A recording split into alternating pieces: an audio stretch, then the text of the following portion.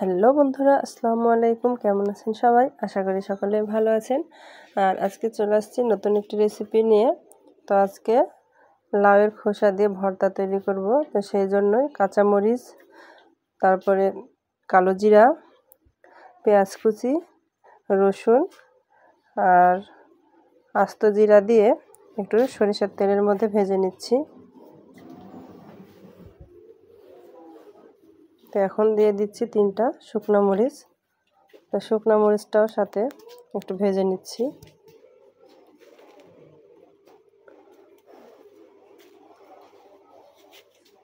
এই সবগুলো উপকরণ একটু লাল লাল করে নাড়াচাড়া করে ভেজে নিতে হবে।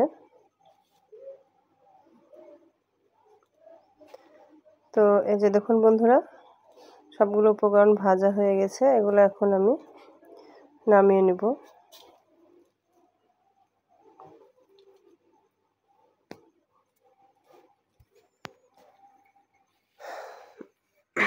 এগুলো একটু পাত্রে নামিয়ে নিয়েছি। এখন এর মধ্যে আরেকটু সরিষার তেল দিয়ে লাউয়ের খোসাগুলো একটু হালকা করে ভেজে পানি দিয়ে সিদ্ধ করে নেব। তো একটা সময় আমরা এই লাউয়ের খোসাগুলো ফেলে দিতাম।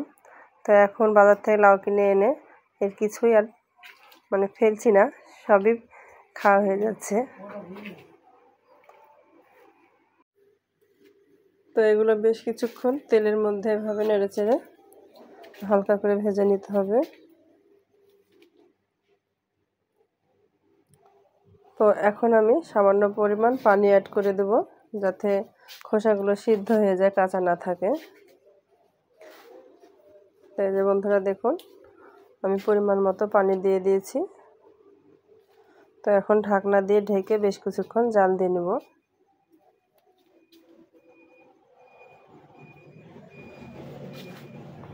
তো ফিরে এলাম কিছুক্ষণ পর।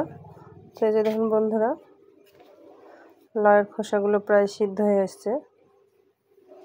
তো এগুলো এখন একটা পাত্রে উঠিয়ে নেব। এবার সোজা চলে এলাম শিলপাটার কাছে। তো দেখুন, সবগুলো উপকরণ দিয়ে দিয়েছি। আর এখানে যে সবুজ সবুজ যে পাতাগুলো, এগুলো হচ্ছে বিলেতি ধনের পাতা, আর একটু লবণ দিয়ে দিলাম। এখন সবগুলো উপকরণ বেটে নিয়েছি, এগুলো এখন পাত্রে উঠিয়ে নেব। আর এই যে দেখুন বন্ধুরা, এখন এর মধ্যে একটু কাঁচা সরিষার তেল দিয়ে চামচ দিয়ে নেড়ে মাখিয়ে নেব। তো তৈরি হয়ে গেল আমার লাউয়ের খোসা ভর্তা। তো আপনারাও চাইলে এভাবে বাসায় ট্রাই করে দেখতে পারেন। আর আমার এই রেসিপিটা ভালো লাগলে অবশ্যই আমার পেজটা ফলো করবেন। খোদা হাফেজ।